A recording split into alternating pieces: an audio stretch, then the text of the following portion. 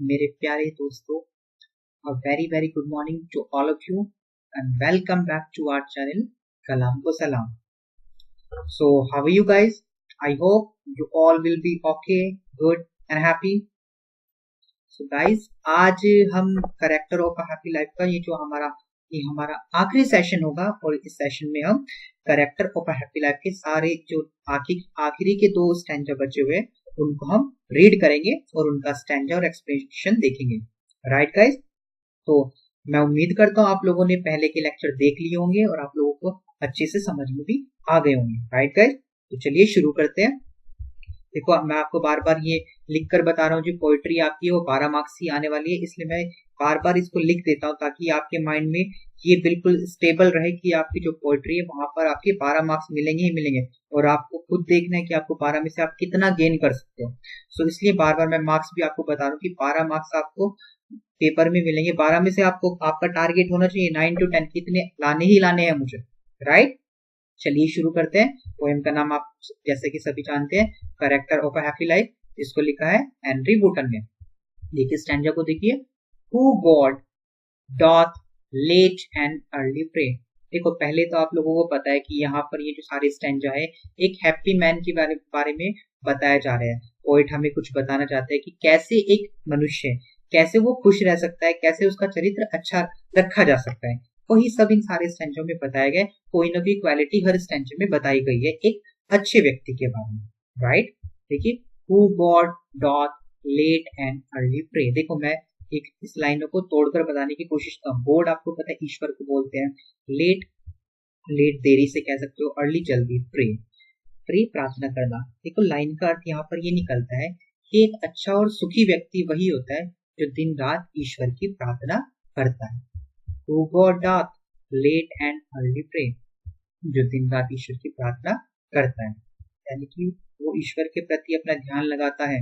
More of His grace, यहाँ पर grace का मतलब दया को बोल सकते हो, उपकार के बोल सकते हो। More of His grace than gifts to land। यहाँ पे देखिए, लैंड का मतलब वैसे तो भूमि होता है, पर यहाँ पर इस लाइन के अकॉर्डिंग जो मतलब ये निकलता है कि पोइट ये बोलता है कि एक अच्छा और सच्चा मनुष्य वही होता है जो अपने लिए ईश्वर से सिर्फ दया मांगता है कि हे ईश्वर, आप मुझ पर दयावान रहिए, मुझ पर उपकार कीजिए। बाकी देन कब आता है? THAN, देन आपको पता है कंपैरेटिव डिग्री में आता है। कंपैरेटिव जब आप तुलना करते हो, यानी कि वो कह रहे हैं कि मुझे दूसरे उपहारों की अपेक्षा आप बस मुझ पर अपनी कृपया बनाए रखो, यही मेरे लिए सबसे बड़ा उपहार है।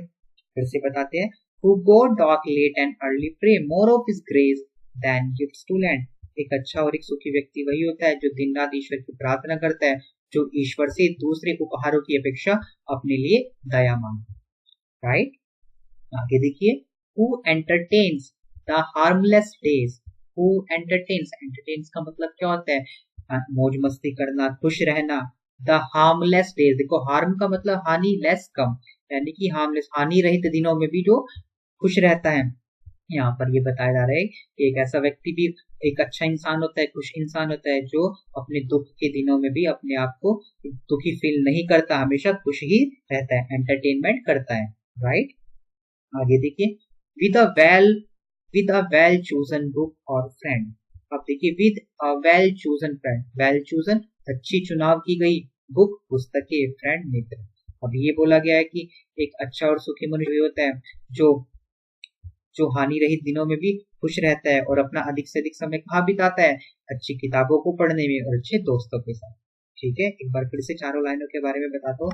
यहाँ पर कवि हेनरी वुटन जी कहते हैं कि एक अच्छा और सुखी मनुष्य वही होता है जो दिन रात ईश्वर की प्रार्थना करता है, ईश्वर से अपने लिए दूसरे उपहारों की अपेक्षा दया मांगता है, जो मुश्किलों के दिनों में भी खुश रहता है और अपना अधिक से अधिक समय अच्छे मित्रों और अच्छी पुस्तकें पढ़ने में बिताता है।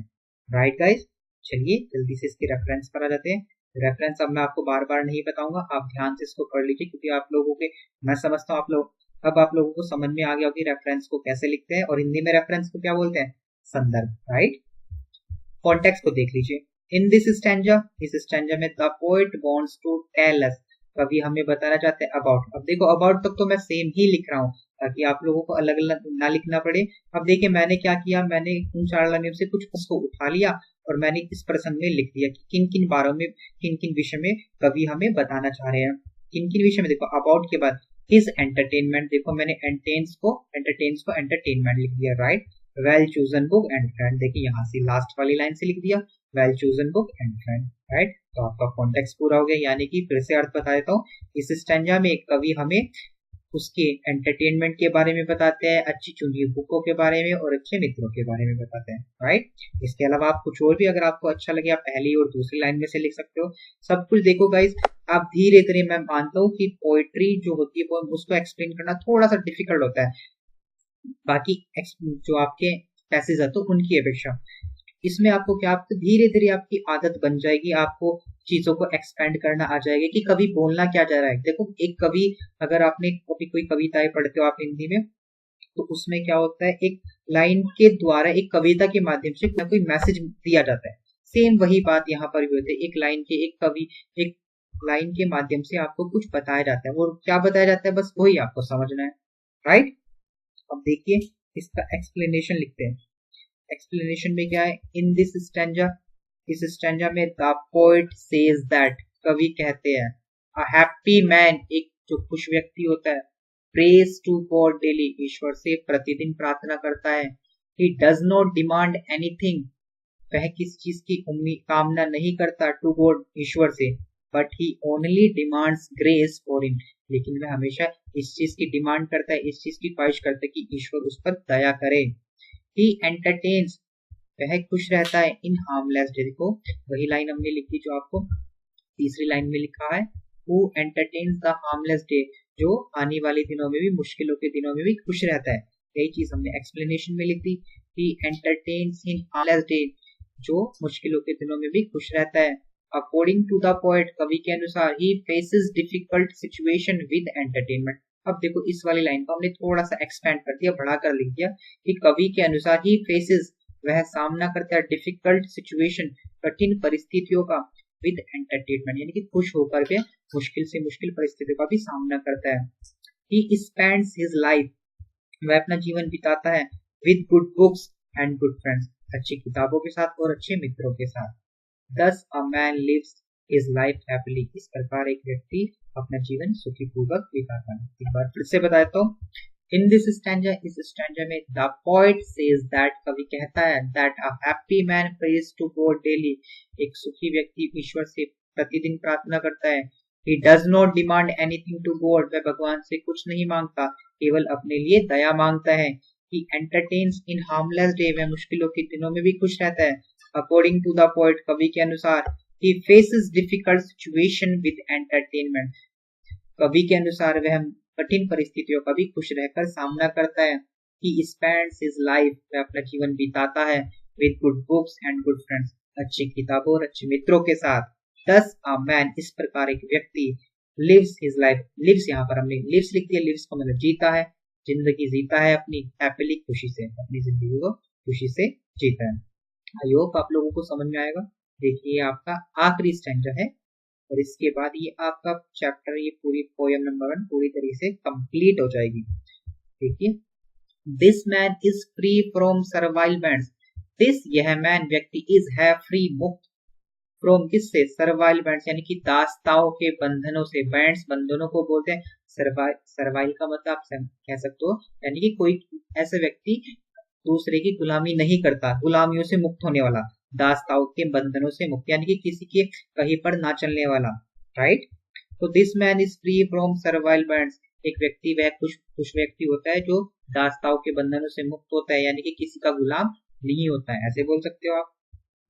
होप टू राइज और फियर टू फॉल, देखो वो क्या बोलता है, होप टू राइज, होप क्या होता है, उम्मीद, टू राइज निकलना, यानी कि ना तो उसे इस चीज की उम्मीद है कि वो उठ जाए, इस लाइन को समझने की कोशिश करना, ऑफ होप टू राइज, ना तो इस चीज की उम्मीद है कि उठ जाए, इसका मतलब यह कि उसको इस चीज का की उम्मीद नहीं कि उसे सफल होना है, उसको ऊंचाइयों को छूना है, इस चीज की कोई उम्मीद नहीं करता, इस चीज की उसको परवाह नहीं है। और या फिर फियर टू फॉल, फियर डर, ना टू फॉल, ना ही उसको गिरने का डर है। कहने का मतलब ना तो उसे सफलता उसे खुशी होती है और ना ही उसे असफलता से कोई दुख होता है, right. Lord of himself, Lord भगवान को बोलते ऑफ हिमसेल्फ, यानी कि वह खुद का मालिक है, खुद का एक तरह से खुद को भगवान है। दो नॉट ऑफ लैंड्स, यानी कि उसको भले ही उसके, दो का मतलब क्या होता है, भले ही या फिर यद्यपि, भले ही नॉट ऑफ लैंड उसके पास जमीन जायदाद ना हो, लेकिन फिर भी वह स्वयं का मालिक है। And having nothing he hath all, देखो गाइस ये जो लाइन लिखी है, and having nothing he hath all, अगर किसी ने फिगर ऑफ स्पीच को अच्छी तरह से देखा तो ये एज इट इज ये लाइन वहां पर लिखी है उस आपकी फिगर ऑफ स्पीच में ऑक्सीमोरन में। ऑक्सीमोरन यानी कि विरोधाभास। विरोधाभास क्या होता है, जब दो आप अपोजिट चीजों को, दो अपोजिट वर्ड्स को एक ही लाइन में लिख देते हो तो वहां पर आपका ऑक्सीमोरन फिगर ऑफ स्पीच होता है। देखिए एंड हैविंग नथिंग, पहले देखिए नथिंग का मतलब कुछ नहीं, और आगे लिखा है ऑल, नथिंग और ऑल एक साथ आए, इसलिए यहाँ पर ऑक्सीमोरन फिगर ऑफ स्पीच है। इसलिए आप चीजों को जोड़ जोड़ कर लिंक करके पढ़ने की कोशिश कीजिए। तो लास्ट वाली लाइन का मतलब है and having nothing he hath all, उसके पास कुछ ना होते हुए भी सब कुछ है। कहने का मतलब यह है कि यहाँ पर पोइट हमें बताते हैं एक सुखी मनुष्य वही होता है जो दासताओं के बंधनों से मुक्त होता है, उसको ना ऊपर उठने का की उम्मीद होती है, ना ही नीचे गिरने का कोई डर होता है, वह स्वयं का मालिक होता है, भले ही उसके पास धन दौलत ना हो, उसके पास कुछ नहीं है पर फिर भी उसके पास सब कुछ है।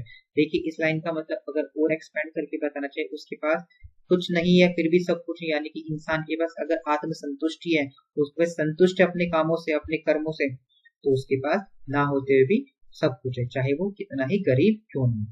राइट, रेफरेंस आपको समझ में आ ही गया होगा। कॉन्टेक्स्ट को देखिए, in this stanza the poet wants to tell us about survivals, hope to rise and fear to fall. चूक का तू हमने ऊपर से देख लिया। राइट, तो ऐसे ही लिखते गाइस। अच्छा मैं एक बात और बताना चाहूंगा, जरूरी नहीं जो कॉन्टेक्स्ट मैंने लिखा है और एक्सप्लेनेशन मैंने लिखा है आपको और अच्छी तरह समझ में तो आप मुझसे भी बेटर लिख लीजिए, कोई भी दिक्कत वाली बात नहीं, बस मेरा काम आपको समझाना है कि आप कैसे लिख पाओगे। राइट, क्या हो सकता है आप लोग इन लाइनों को और एक्सपेंड करके लिख पाए, तो बिल्कुल आप ट्राई कीजिए। एक्सप्लेनेशन में देखिए, इन दिस स्टैंजा, इस स्टैंजा में द पोएट सेज दैट, कवि कहता happy man is free from survival, दास्ताओं के बंधनों से मुक्त होता है। ही डज नॉट होप, मैं उम्मीद नहीं करता, टू राइज उठने की, and not fear to fall, ना ही उसे गिरने का डर होता है। अकॉर्डिंग टू द पोएट, कवि के अनुसार, he does not want high position in his life, देखो इस लाइन को कर दिया हमने expand. According to the poet, कवि के अनुसार, ही डज नॉट वांट, वह नहीं चाहता, हाई पोजीशन, ऊंचा स्थान, इन हिज लाइफ, अपनी जिंदगी में वह ऊंचा स्थान नहीं चाहता। He has no land, उसके पास कोई धन नहीं है, जमीन नहीं है, yet he is the owner of himself, फिर भी वह अपने आप का मालिक है।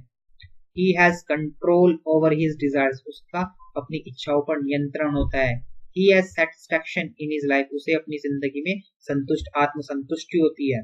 Thus a man leads happy life, इस प्रकार एक व्यक्ति सुखी जीवन बिताता है। एक बार फिर से बता देता हूँ, in this stanza, इस स्टैंजा में the poet says that, कवि कहता है, a happy man is free from servile bands, एक सुखी व्यक्ति दास्ताओं के बंधनों से मुक्त होता है। He does not hope, वह उम्मीद नहीं करता, to rise and not fear to fall, वह ऊंचा उठने की उम्मीद नहीं करता, नीचे गिरने की भी परवाह नहीं करता, उससे डरता नहीं।